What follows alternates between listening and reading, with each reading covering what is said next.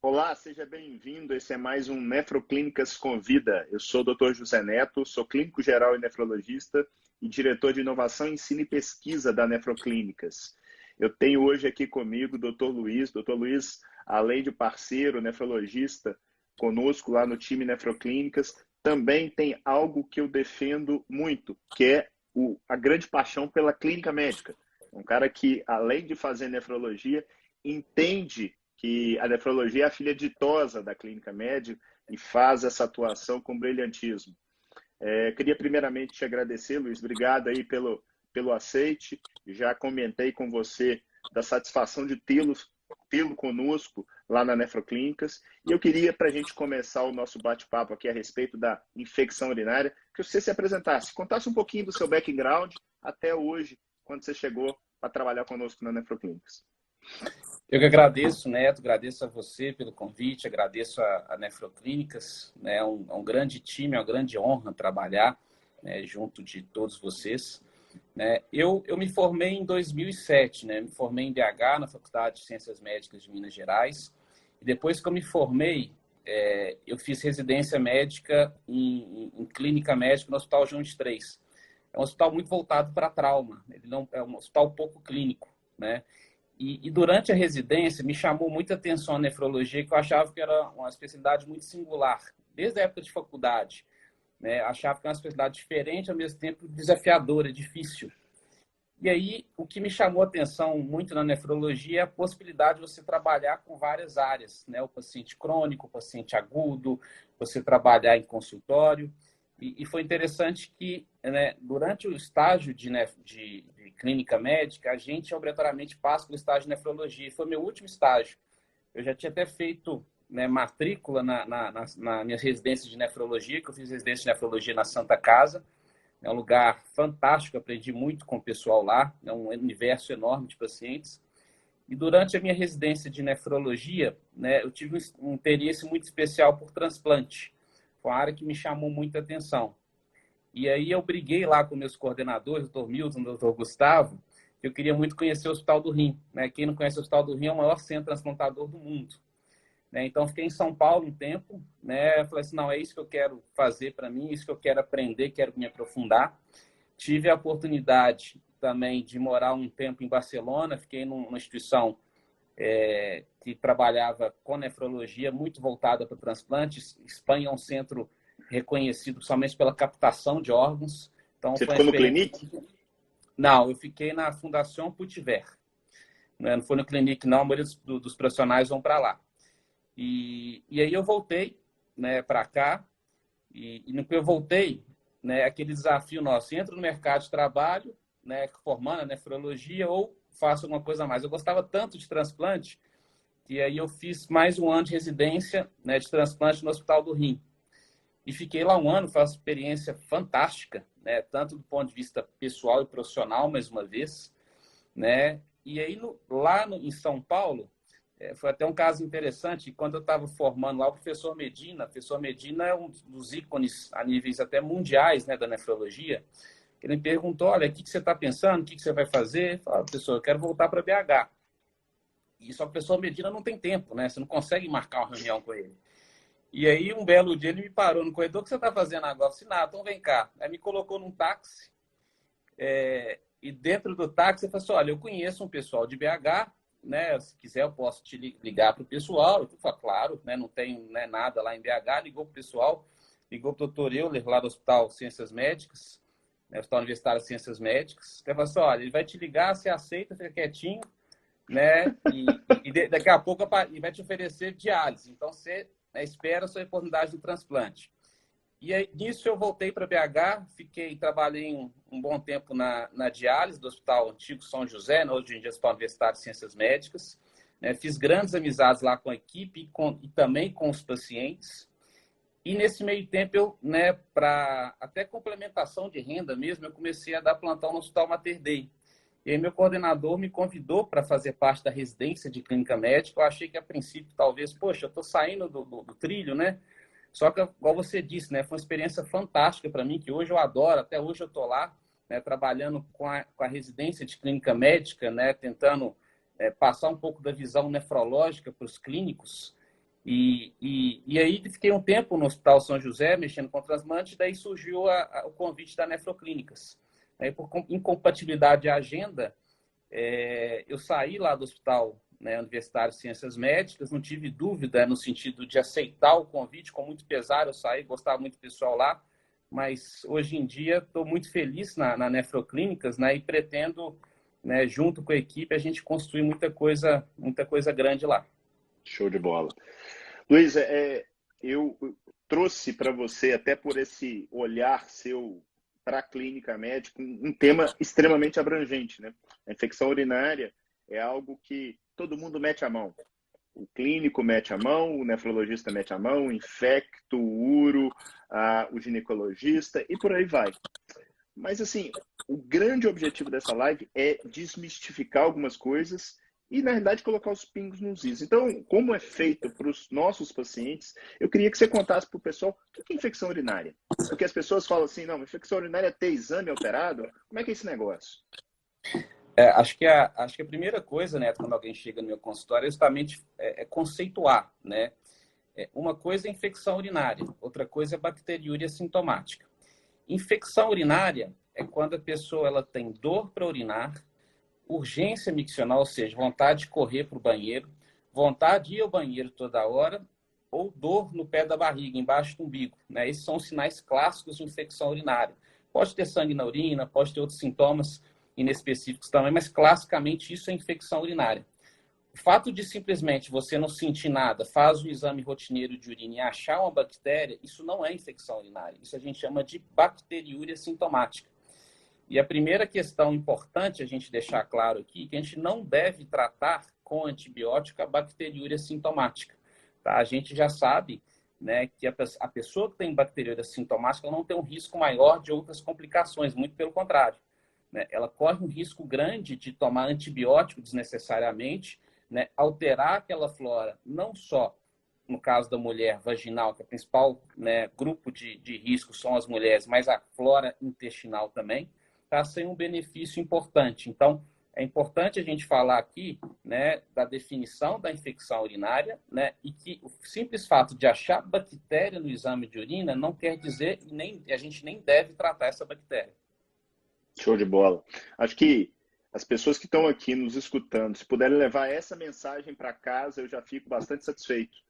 Porque não é infrequente a pessoa, principalmente a mulher, vai num pronto-socorro, às vezes tem algumas queixas inespecíficas, por acaso colhe um exame de urina e aparece uma bacteriúria lá, né? Tem uma bactéria na urina, tem alterações, ela não tem queixa absolutamente nenhuma e tome-lhe um antibiótico como se ela tivesse infecção urinária.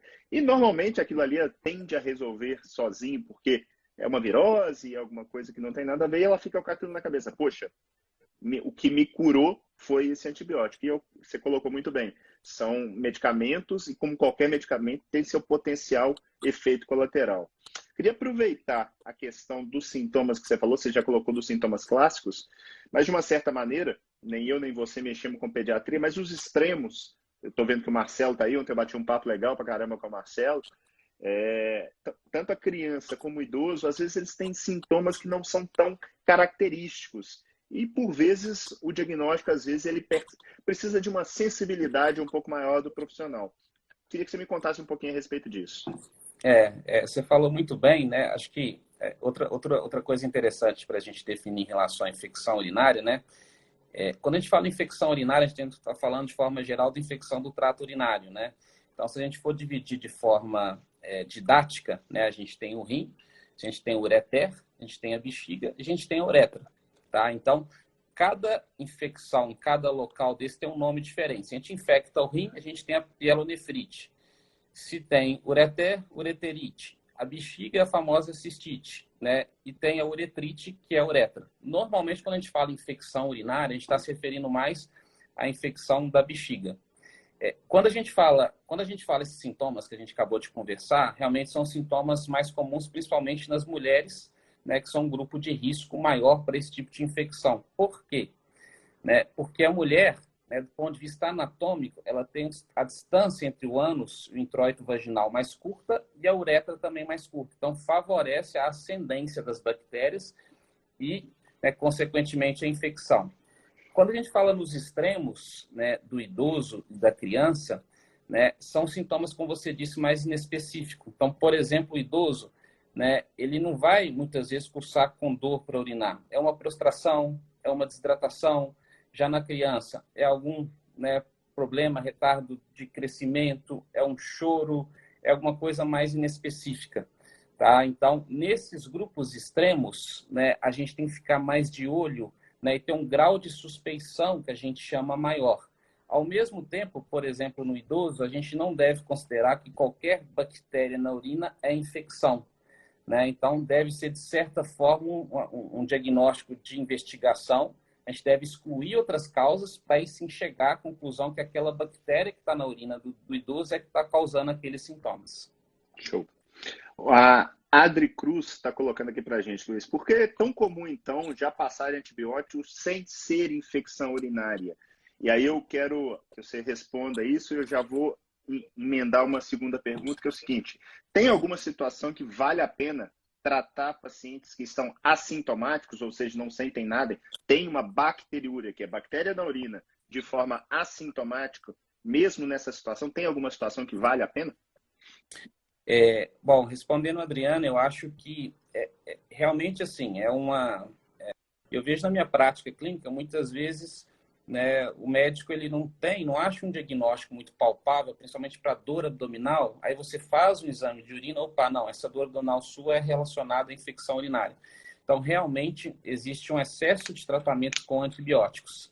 E lembrando que, principalmente em mulheres jovens, sem fator de risco, algumas vezes, a própria infecção urinária, não estou falando nem bacteriúria sintomática, ela pode se resolver espontaneamente sem antibiótico.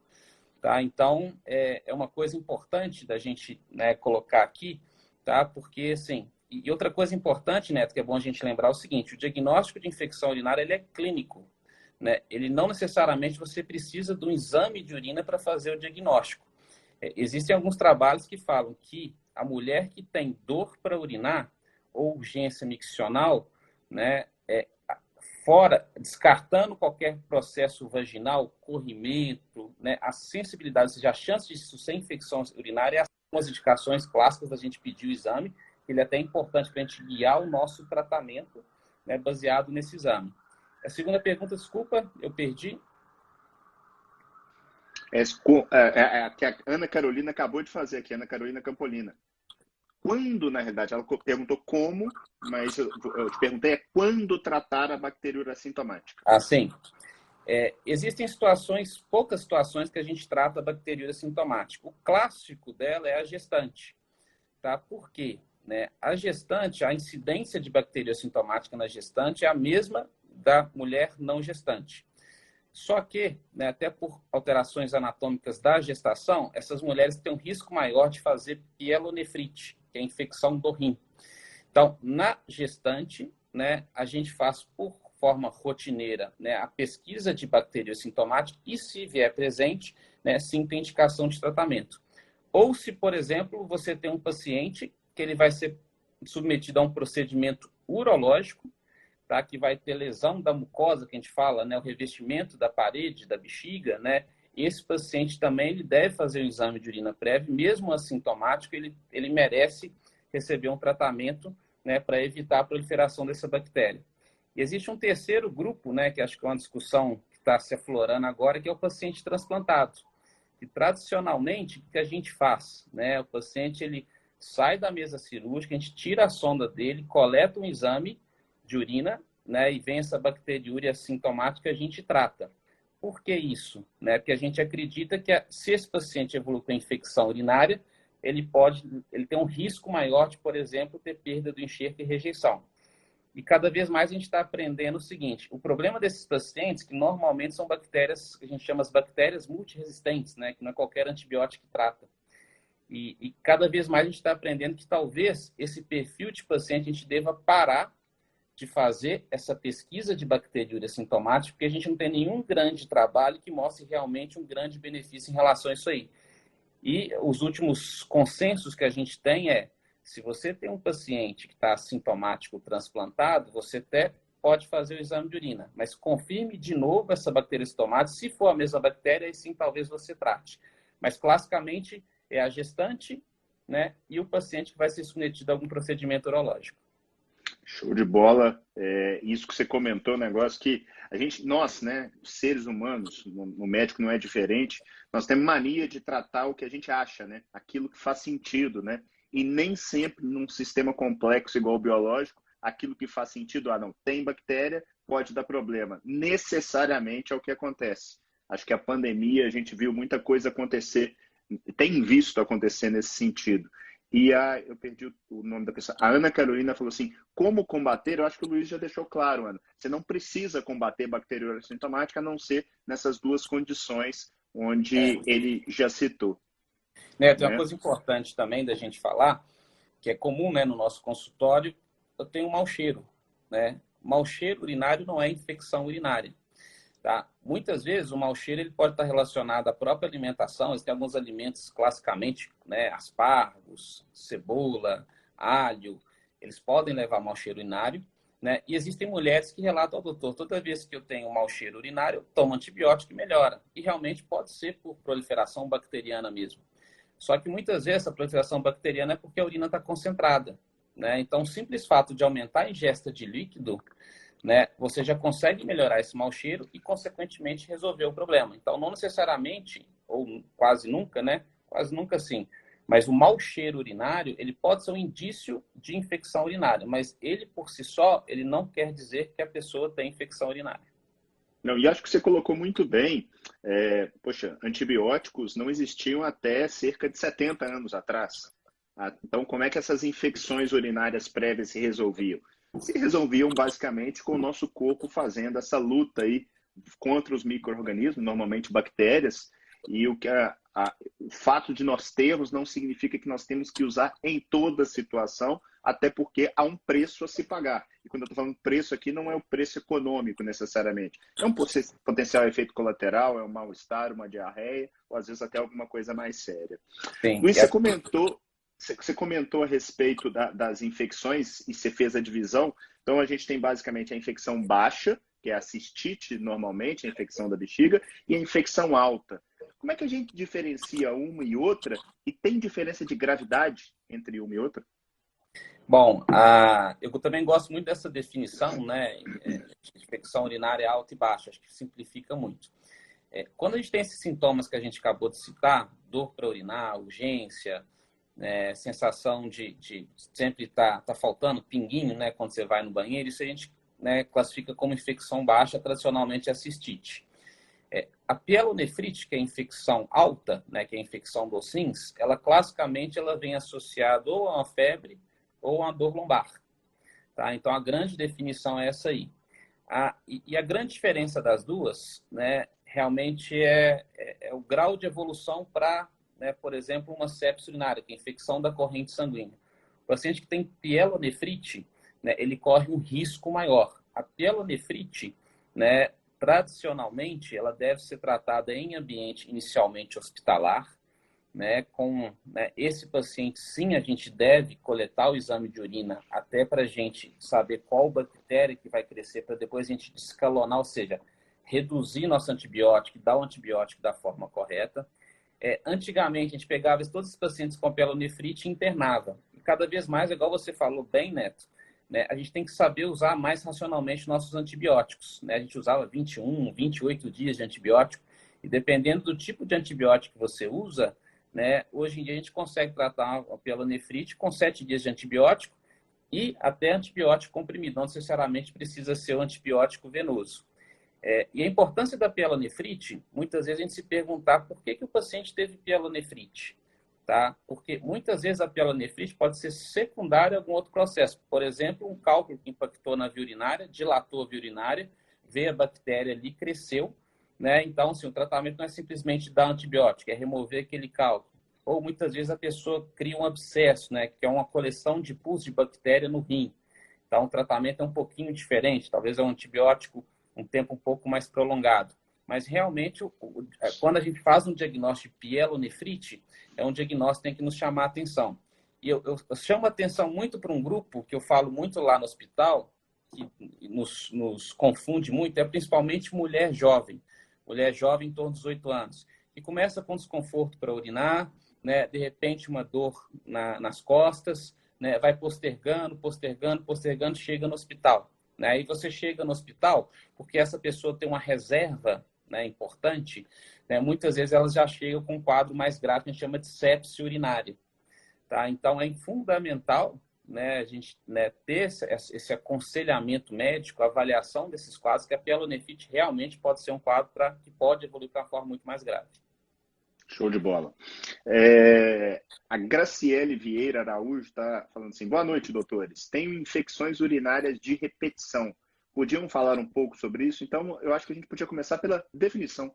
Quando é que a gente pode considerar uma habitualmente mulher, como você já bem citou, normalmente são as vítimas mais frequentes da infecção urinária? Quando é que a gente fala assim, não, ela se enquadra num quadro de infecção urinária de repetição? Eu acho que é um grande desafio, né, que a gente tem, a infecção de repetição, não só para o médico, para o paciente. Bom, a definição clássica da infecção urinária de repetição é a mulher que tem maior ou igual a 2 episódios em 6 meses, maior ou igual a 3 episódios em um ano. Tá? Então, se a mulher tem esse critério, ela já é considerada como infecção urinária de repetição. O grande problema da infecção também, né, é que, assim, cerca de 50% das mulheres elas vão presenciar algum episódio de infecção urinária durante a vida delas.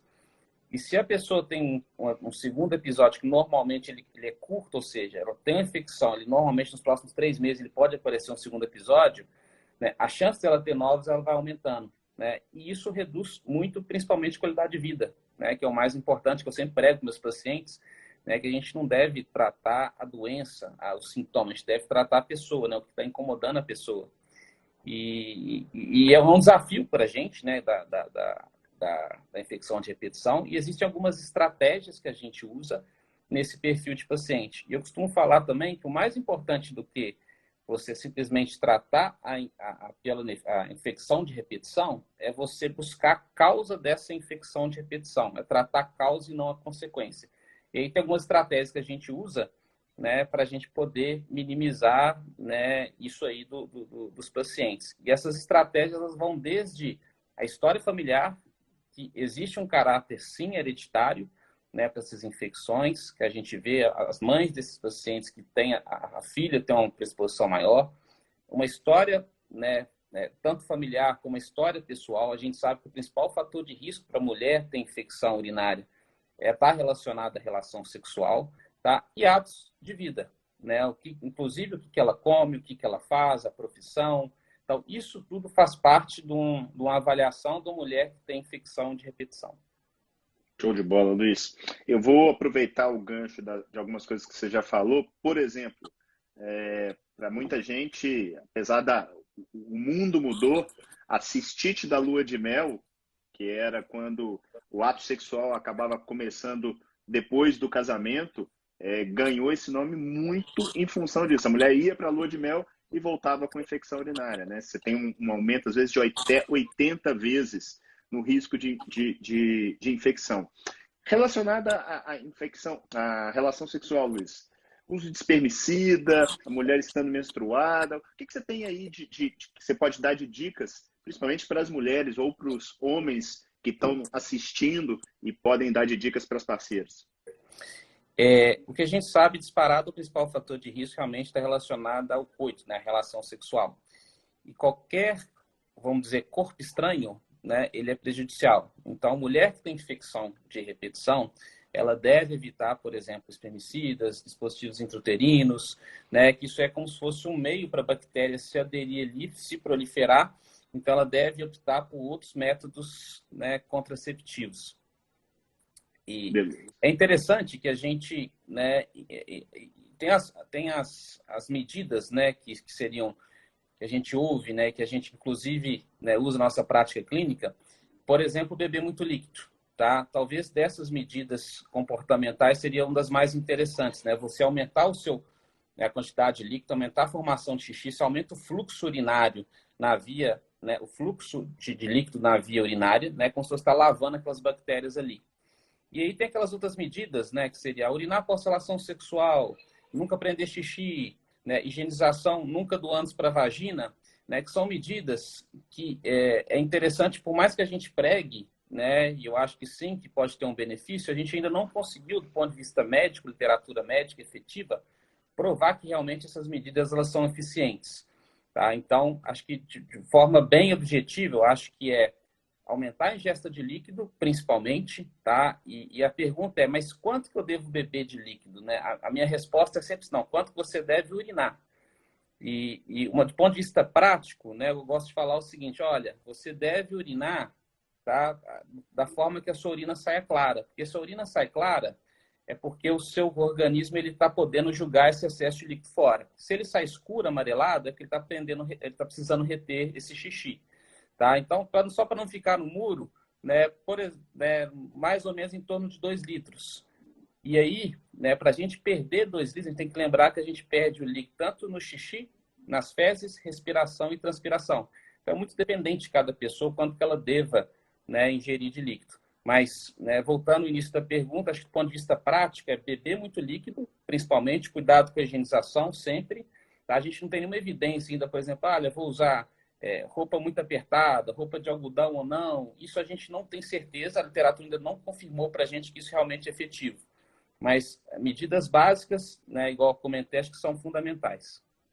Eu acho que eu concordo com você plenamente. Acho a forma como você explicou extremamente pragmática para a mulher olhar e ver sua urina clara. Isso, de uma certa maneira, remete a uma boa hidratação. Agora, depois eu vou até te mandar, não sei se você viu, saiu um trabalho em 2018, foi o trabalho que mais me chamou a atenção em 2018, que foi um randomizado, que, para quem não sabe, não é da área, é o topo da evidência científica, é o melhor tipo de trabalho, onde eles pegaram mulheres, 2 grupos, sempre, todas elas tomavam menos de 1,5 litro de água por dia. E aí um grupo manteve-se como controle, tomando menos de 1,5 litro, e esse segundo grupo, que foi o grupo da intervenção, pediram para essas mulheres tomar mais 1,5 litro. Então, se ela tomava 1,2 litro, ela passou a tomar 2,700. Se ela tomava 1,5 litro, ela passou a tomar 3. E o número de infecções reduziu significativamente, coisa de, eu não lembro exatamente o número, mas coisa de 3 infecções no ano para 1 infecção no ano. Então, é uma medida extremamente simples e essa já validada. E as outras que você citou, e eu concordo com você, eu uso todas elas, diferente de ficar dando, às vezes, antibiótico numa situação que eu não sei bem, são terapêuticas de baixo dolo. Você não vai fazer mal para a pessoa pedir para ela urinar depois da relação sexual. Não é algo que vá fazer mal. O risco é muito baixo. E você comentou de uma maneira superficial, eu queria que você falasse um pouquinho mais a respeito de hábito de vida, porque na minha prática eu vejo demais a pessoa mudando o hábito, ela vai porque ela tá, sei lá, ela tem infecção urinária e tá gordinha. E aí, de repente, ela muda o hábito, começa a comer melhor, emagrece, passa a fazer mais atividade física, dorme melhor, hidrata mais, e de repente as infecções vão embora. Você tem essa impressão também, Luiz? Ô, Neto, acho que eu vou te parafrasear agora, né? Eu acredito, né, no meu tripé da saúde, quem é minha paciente está cansado de ouvir que é saúde mental, atividade física e boa alimentação, né? Eu acredito que o equilíbrio desses 3, isso sim traz saúde, né? Como eu iniciei a nossa conversa, eu não acho que você ficar tratando a consequência, você vai trazer benefício. Meu objetivo como médico não é caçar doença, é promover saúde, né? Então, acho que se a gente faz esse equilíbrio, né? E eu sempre cito a questão da imunidade. Então, doutor, o que eu tomo para imunidade? Olha, imunidade é um eixo neuroendócrino moral, ou seja, uma cascata de reações grandes, que não é uma vitamina, um suplemento X que vai aumentar ou diminuir isso aí. Né? Eu acho que esse equilíbrio que você acabou de citar, isso sim traz imunidade. E é comum nisso, nessa época do ano, eu estou atendendo telemedicina, né, as pessoas procurarem com infecção urinária. A pessoa, doutor, por que eu tive infecção? Nunca tive, então já tive no passado, voltei a ter. Só, olha, a gente está numa pandemia, você está preocupado com a sua saúde, amigos, emprego. Você não faz atividade física, porque você está confinado, e você come mal. Então, assim, você tem um prato cheio realmente para sua imunidade reduzir, e aí sim, realmente, você tem infecção. Então, assim, eu acho fundamental isso, a pessoa agregar, né, isso na vida dela. E lembrando que quando a gente vai tratar a infecção, a gente não está tratando a infecção, está tratando a pessoa, né? Então, muitas vezes, você dando antibiótico àquela pessoa, como a gente comentou, você está melhorando aqui, mas atrapalhando ali. Então, é fundamental, acho que assim, eu tenho isso, eu fico muito tempo no meu consultório, meus pacientes que me conhecem, né, tentando mostrar a importância da mudança de estilo de vida. Isso que eu acredito que muda a vida das pessoas e que traz e que corrige. É igual o check-up. Muita gente me procura, eu como clínico também, né? Ah, doutor, vim fazer check-up e pede tudo que você pensar, né? Mas igual eu falo, olha, check-up não é pedir exame. Check-up, para mim, é identificação de fator de risco e tentativa de redução ou eliminação. Se a gente consegue isso, eu efetivamente consigo que você realmente não tenha, né, tenha boa qualidade de vida e reduza seus fatores de risco. É o tal de, peraí, vou te dar um remédio para colesterol, né? Mas tá bom, mas o que está causando colesterol? Ali simplesmente estou reduzindo aquele número, e olhe lá. Né? Mas o que está causando colesterol alto? Tá bom, tem os fatores endógenos, mas eu queria falar o seguinte, olha, vamos buscar os porquês, e vamos tratar os porquês, que invariavelmente vai do nosso estilo de vida, que a gente está fazendo, do que ficar tratando a causa, querendo se enganar. Né? Então, eu acredito muito nisso, eu sei que também você acredita muito nisso, então um dos motivos que, né, me orgulha de fazer parte do time Nefroclínicas é esse. Eu sei que todo mundo tem um mindset, um pensamento muito parecido. Isso que eu acredito que realmente vai mudar a vida das pessoas. E isso que você falou, Luiz, para mim é algo que é alicerção na Nefroclínicas. Tanto que o modelo, a gente está ali buscando o tempo inteiro promover saúde. Você falou muito bem. Eu quero literalmente, a gente tem um programa de doença renal crônica, onde eu quero impedir ativamente que o nosso paciente caminhe para a diálise, caminhe para o transplante. Ok, um ou outro vai acabar caminhando, é inexorável, a gente vai ter a integralidade de conseguir entregar todo o caminho, mas ativamente buscar isso através de pilares já citados por você, eu acho que isso me mudou como médico, cara. Eu hoje sou outra pessoa. Eu era, na verdade, frustrado é a palavra, no consultório, porque eu me sentia meio que vendo a pessoa piorar na minha frente. Hoje não. Hoje eu consigo efetivamente, com medidas que são muito simples, não necessariamente são fáceis de seguir. É aquela coisa, né? Para de fumar. Putz, isso é simples, mas não é fácil de fazer. Então, tudo isso que você falou, atividade física, alimentação, sono, saúde mental, não tem pílula mágica. Porque se tiver, eu estou na fila. Eu também quero. Mas não tem. Isso tem que ter disciplina, tem que querer correr atrás, mas o resultado vem. Eu não tenho a menor dúvida disso que eu estou falando. E quem, assim como nós, planta isso dentro dos consultórios, vê os resultados e, assim, é gratificante. Igual você bem fala, né, que eu acho que é uma coisa que é muito gratificante também, é quando chega o paciente no seu consultório cheio de remédio, você vai conseguindo eliminar um por um, né? E aí quando você vê, né, esse paciente, você conseguiu reduzir remédio, que eu sinto na minha prática também é isso, as pessoas, elas não querem também remédio, né, excesso de remédio, pelo contrário, remédio é chato, tem que ficar tomando todo dia, você gasta dinheiro, né? Então, quando você consegue tirar aquele remédio e, obviamente, explicar e convencer a pessoa, né, do porquê que você tirou, isso para o médico realmente é muito gratificante. E eu vou aproveitar o seu comentário, porque muita gente, eu falo muito a respeito dessa polifarmácia, mas eu gosto de deixar claro, eu não sou contra remédio. Eu sou contra se tratar a consequência ao invés da gente olhar a causa, né? E no caso da infecção urinária de repetição, em algumas situações a gente pode lançar mão da antibiótico profilaxia. Quando já deu, já fiz de tudo, não deu certo, ou porque não deu mesmo, porque o paciente não seguiu. Quando que você faz esse uso? E eu queria que você falasse um pouquinho para as pessoas a respeito da antibiótico profilaxia, tanto contínua quanto pós-coito. Tá, então, como você bem disse, né, quem vai ter indicação de fazer essa, chama quimioprofilaxia, né, tomar antibiótico um tempo mais prolongado? É principalmente quem tem esses critérios de infecção urinária de repetição, tá? O que eu faço na minha prática é primeiro tentar identificar os porquês, né? Por que essa pessoa, ela está tendo infecção de repetição, tá? Então, assim, nisso você precisa entrar mais na história da pessoa, o que ela faz, o que ela gosta, tudo mais, né? Eu tenho alguns pacientes que são garotas de programa. Então, assim, até elas me falarem isso, obviamente você precisa criar uma empatia, né? E você já começa a linkar os porquês.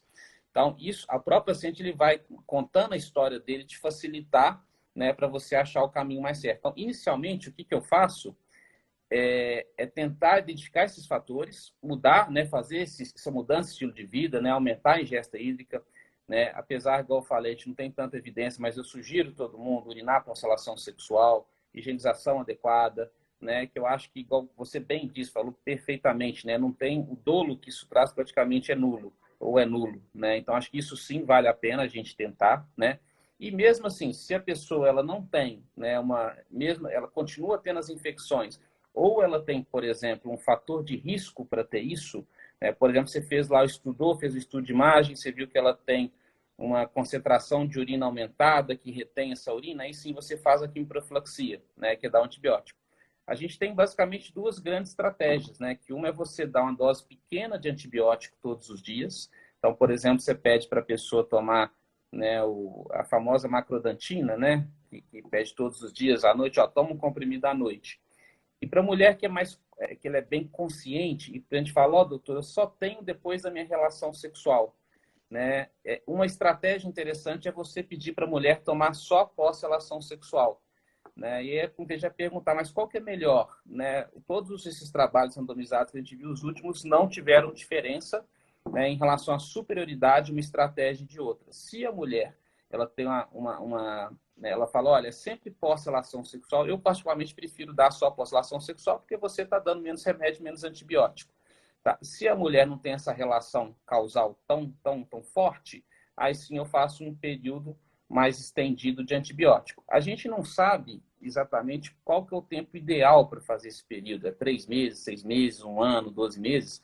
Uma coisa importante a gente falar aqui é o seguinte, o fato de você usar o antibiótico, ele não quer dizer que você nunca mais vai ter infecção, muito pelo contrário. Ele é muito eficiente naquele tempo que você está usando o antibiótico. Depois que você para de usar o antibiótico, se a pessoa não tem essa mudança de hábitos de vida, essa pessoa vai voltar a ter a infecção. Tá? Então, eu sempre falo que é só um período do tratamento. É claro que vão ter pacientes que eles vão ter fatores, por exemplo, anatômicos, que vão favorecer essa pessoa a ter isso aí, né? Então, a gente tende a manter um período mais longo. E aproveitando aqui, existe um grupo bem particular também, que é muito comum, são as mulheres na pós-menopausa, tá? E por mudanças fisiológicas, tá? Então, a gente tem uma mudança, a gente acredita, né? Os últimos trabalhos mostraram para a gente, parece ter uma mudança da flora vaginal, principalmente perda de lactobacilos, são bactérias protetoras, né? E essas mulheres, elas têm um benefício, sim, de você usar estrogênio tópico, local, tá? Né? A gente já estudou em relação a anel, creme, não tem tanta diferença. É diferente usar estrogênio oral, tá? Mas eu já uso anticoncepcional, estrogênio oral, é diferente, né? Então, tem que sim, né? A vantagem que a gente vê, os estudos mostram que você usar estrogênio tópico, sim, você tem uma redução.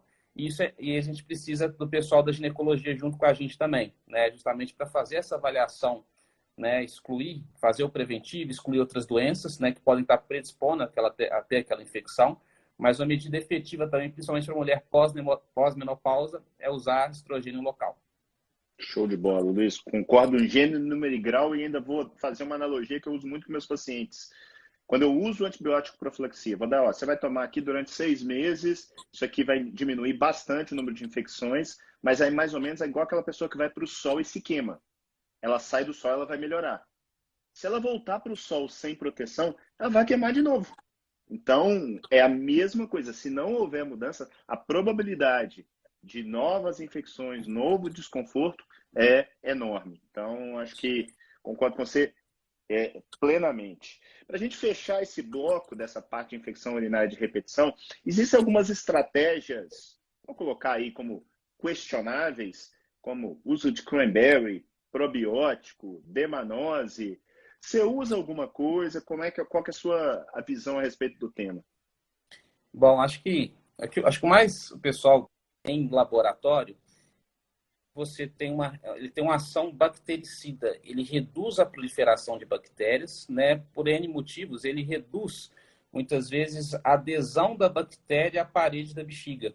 Só que a gente conseguiu provar isso em laboratório. Né? Toda vez que a gente tentou replicar em humanos, né, que seriam os estudos randomizados, né, a gente não conseguiu provar que o cranberry ele é melhor que você não usar o cranberry.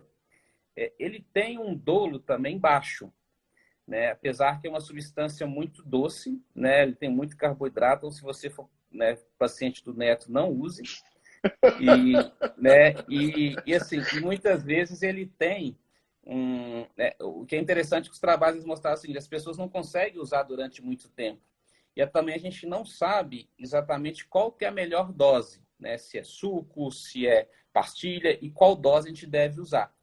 E aí tem 3 grandes meta-análises. Meta-análises são como se fossem resumos desses grandes trabalhos, né, que a gente tem.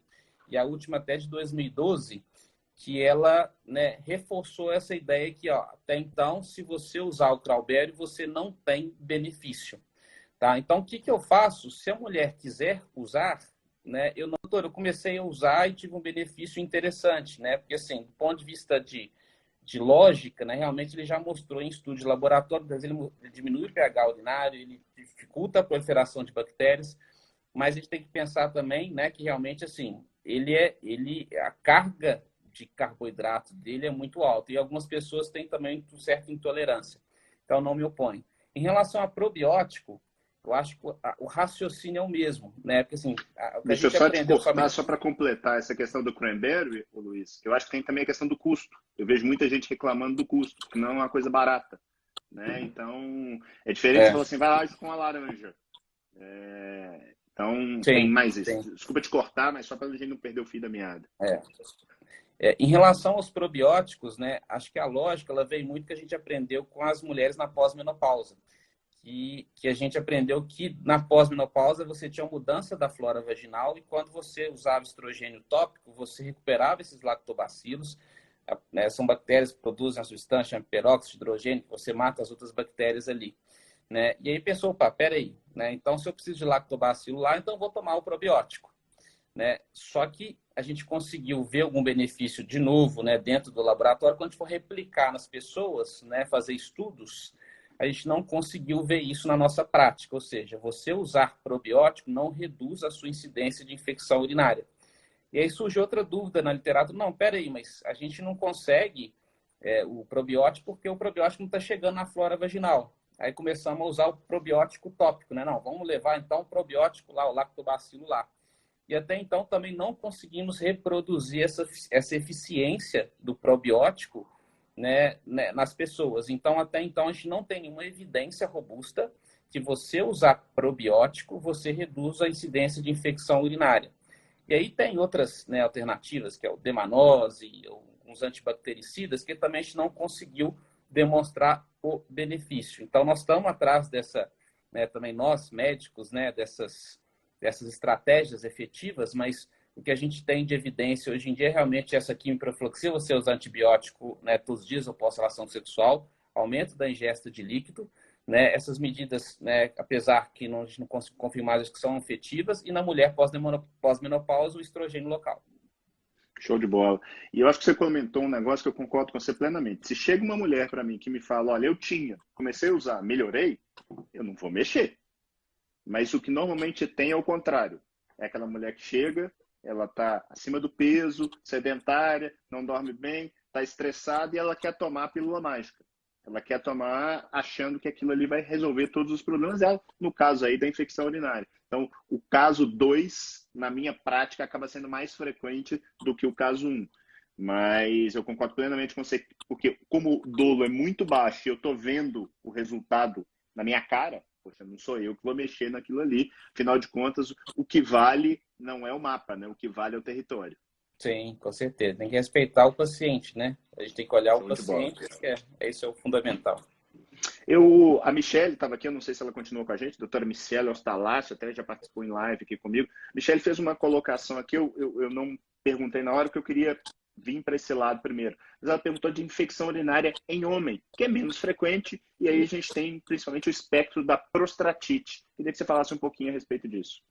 Infecção urinária em homem é menos comum, né? Até pelo fato, questão anatômica mesmo, que a gente já citou, né? A uretra do homem é mais longa, né? A distância entre o ânus e a uretra ela é maior, então é menos comum a gente ter infecção urinária em homem, né? A gente tem um picozinho na infância, né? E depois, na terceira idade, a gente já começa a ver, né, uma incidência maior, né? E o homem, normalmente, quando ele tem infecção urinária, por fatores normalmente anatômicos, né? Porque as infecções de repetição, né, invariavelmente elas são um fator anatômico, uma disfunção funcional, ou então uma condição de imunossupressão, né, por exemplo, um diabetes mal controlado. E aí entra no homem, é muito comum as uretrites, né, que seriam as infecções da uretra, né, que estão relacionadas àquela sensação de ardor no final da micção, estão muitas vezes relacionadas à infecção, né, são agentes, né, as bactérias são um pouquinho diferentes, e aí assim, o tratamento também é um pouquinho diferente, e principalmente, né, porque com o passar da idade, a próstata vai aumentando, você muitas vezes tem a retenção da sua urina e vira um meio de cultura bom para a bactéria crescer.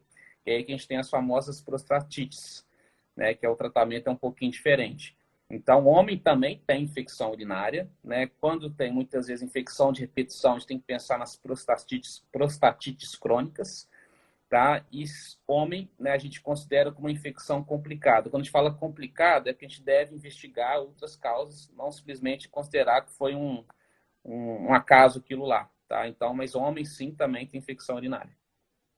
E eu acho que essa diferença, eu acho que você deve ver isso também no dia a dia do consultório, é aquele homem que tratou, não melhorou, tratou 7 dias, que é o clássico tratamento na mulher, e por vezes você precisa de 4, 6 semanas, porque é mais difícil esterilizar a próstata do que a bexiga no caso da mulher. Não sei se é o que você percebe no seu dia a dia. Com certeza. E acho que é bom até a gente falar, Neto, aqui o seguinte, né? É muito comum, né, tradicionalmente, como é que a gente vê o tratamento de infecção urinária? Não, eu tenho ciprofloxacin em casa, né? Eu tenho norfloxacin, que a gente sempre utilizou, né? E, né, o tratamento tradicional é 7 dias. Hoje em dia, a gente está vendo, né, que essas drogas, né, a resistência nos países está aumentando em relação a essas drogas, né? E principalmente efeito colateral.